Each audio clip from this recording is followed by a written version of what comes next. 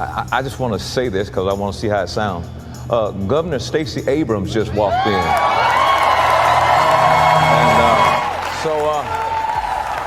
so you already know what to do, right? How many of you have already done it? Wow. That's big time. Make it happen. Do what you got to do. Pastors seem to have turned a blind eye towards abortion as if it's okay. Hey guys, my name is Jason Wesley and this is not a podcast. Now, for those who don't know, Stacey Abrams is a gubernatorial candidate running for the governor of Georgia. She lost the election to Governor Brian Kemp in 2018 by over 50,000 votes, and since then, the Democratic Party, mainstream media, elevated her to one of the rising stars of the Democratic Party, mostly because she's black and she's a female. Same reason why Joe Biden chose Kamala Harris, who has been doing nothing since she's been in office, except give terrible speeches. Who doesn't love a yellow school bus, right? Can you raise your hand if you love a yellow school bus, right? Just, there's something about and most of us, many of us went to school on the yellow school bus, right? And it's part of our experience growing up. Now, Stacey's running on two main issues, apparently, abortion and voter suppression. She has on her website that Governor Brian Kemp is a far-right extremist. Brian Kemp is a far-right extremist that is too dangerous for Georgia. I guess he's like Elon Musk now. Here's MSNBC. Elon Musk is drifting towards the hardcore authoritarian right. And while we're talking about Elon Musk, since he's taken over Twitter, Musk fires person who censored Hunter Biden's story. But Brian Kemp must be like Joe Rogan now. I got listed, Tim Pool sent me this thing, next to Richard Spencer as being a far-right influencer. An alt-right influencer, yeah. Far-right. Was it? They called me far-right. That's amazing. I'm left.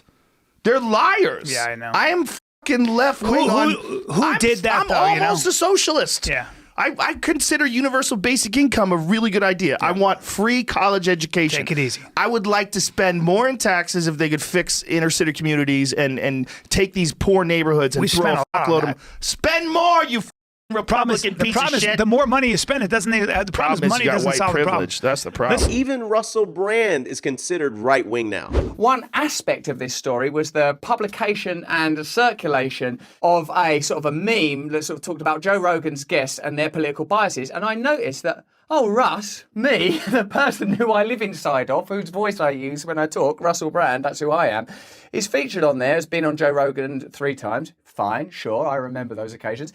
But as a right-wing guest, how am I right-wing? How can people say that? Or alternatively, Democrats call anything that they don't agree with or hate far-right authoritarian extremism. Now, why would they do that? Not just to shame people from becoming a conservative, but also to keep minorities and white liberals in fear so they can control them and use them as useful idiots to further their political ideology. Anyways, if you don't remember, Stacey Abrams was asked about alleviating high gas prices, groceries, and apparently the reason why Americans are even concerned about inflation and the recession is because we're forced to have children.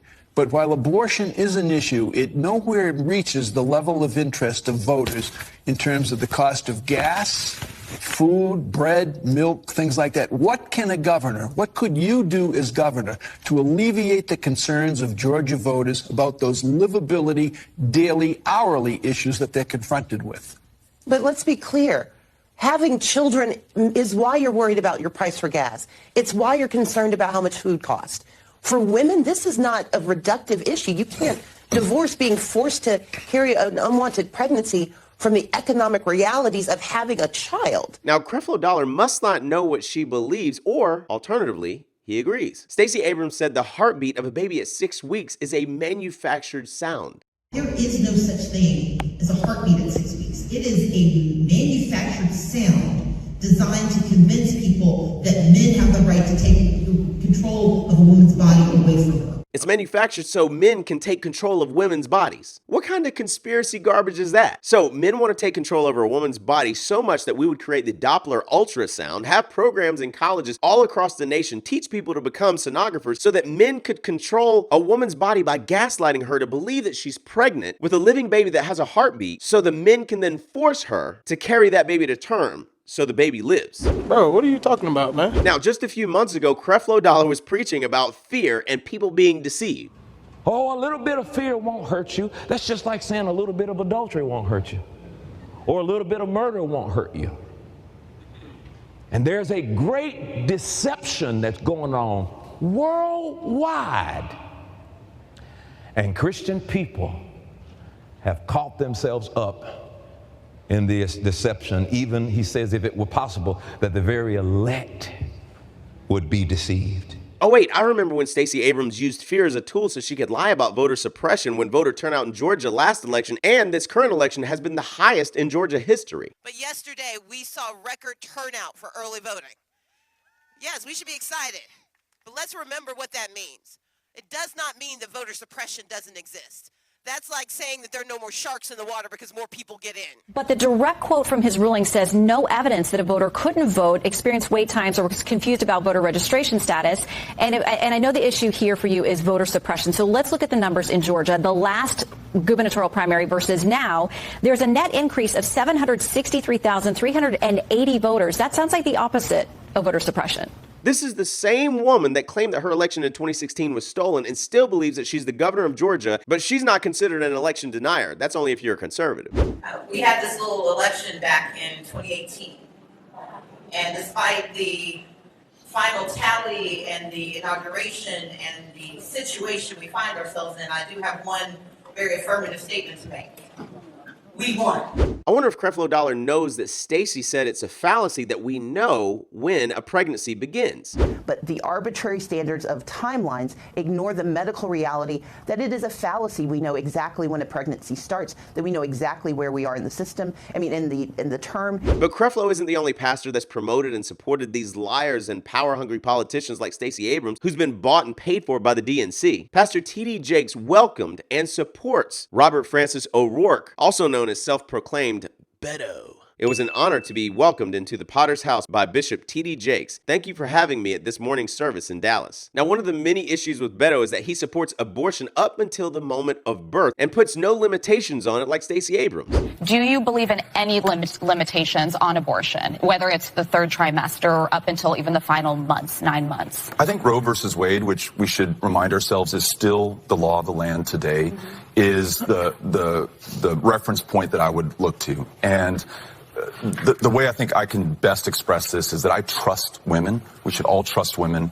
to make their own decisions that are in their best interest for themselves, for their health care, and for their future. That's the way it's been literally my entire life. I'm 49 years old. In addition, he wants to revoke 501c3 status for churches and organizations that agree with biblical marriage between a man and a woman. Do you think religious institutions like colleges, churches, charities, should they lose their tax-exempt status if they oppose same-sex marriage? Yes. You even had racist Pastor Jamal Bryant attack Herschel Walker. Ladies and gentlemen, when the Republican Party of Georgia moved Herschel Walker from Texas to Georgia so that he could run for Senate, it's because change was taking too fast in the post-antebellum South. The state had been flipped blue, and there are some principalities that were not prepared for a black man and a Jewish man to go to Senate at the exact same time. They thought we were so slow, that we were so stupid, that we would elect the lowest caricature of a stereotypical broken black man as opposed to somebody who is educated and erudite and focused. Y'all ain't ready for me today. Since Herschel Walker was 16 years old, white men been telling him what to do, telling him what school to go to, where to live, where to eat, where to buy a house, where to run, where to sit down, where to sleep, where to pay for abortions, where to buy a gun. And you think they not gonna tell him how to vote? In 2022, we don't need a walker, we need a runner. We need somebody who gonna run and tell the truth about January 6th.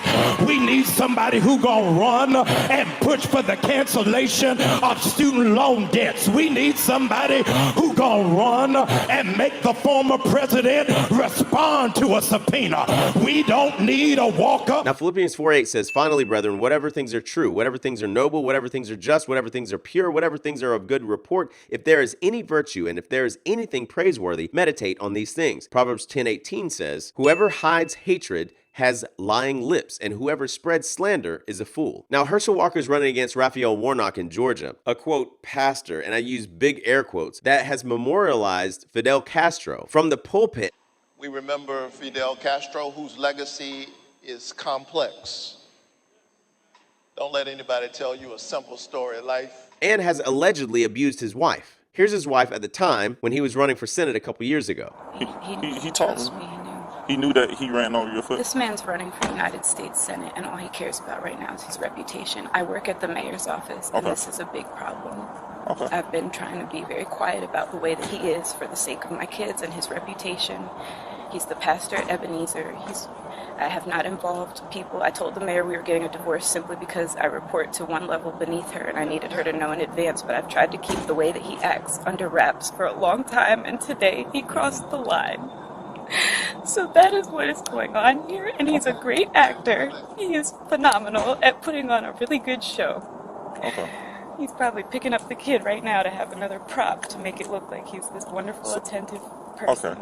Now, episode 7 of Not a Podcast goes into Raphael Warnock in a bit more detail, but he said that he's a pro-choice pastor. Not really sure how you can square that circle. As a pro-choice pastor, I've always believed that a patient's room is way too small for a woman, her doctor, and the United States government. I will always fight to protect a woman's right to choose, and that will never change. Warnock's campaign director said that most police officers are bad. You know, police officers are not all good. You know what I'm saying? Most of them are bad. We know that. Now listen, no one candidate is perfect. I used to be in a Bible study with Tim Scott before he went into politics. And my pastor brought him on stage, but he was also a member of the church long before he ever went to Washington. But if you're a church leader, pastor, preacher, teacher, or any part of the fivefold ministry, and you're supporting people that outwardly decry God and don't support religious liberty, but promote an ideology that believes that they have the authority to shut down the church and tell Christians not to worship, and believe that you don't have intrinsic value while you're in the womb, and that God knew you when you were in your mother's womb and knew the hairs on your head, you're no leader of mine. Nor are you aligning yourself with the word. You're no longer promoting the kingdom of God, but you're leading people to the prince of the earth. I am not voting for politicians who support riots and looting, but believe they have the authority to shut down the church and tell Christians not to worship. I am not voting for politicians who attempt to divide us into classes and categories by virtues of our race, our ethnicity, or our income. I am not voting for politicians who hire private security to guard their mansions, but believe we should defund the police from the inner city. I am not voting for politicians who believe everyone else's border is worth defending except ours. I am not voting for politicians who believe Black Lives Matter except when they are in the womb. I am not voting for politicians who believe the nuclear family is a laboratory for progressive social experimentation. Finally, I am not voting for politicians who believe men can give birth, women can have penises, and gender can be changed. And by the way, doctors who perform gender reassignment surgery on minors shouldn't be celebrated. They should be arrested. Will you be mine?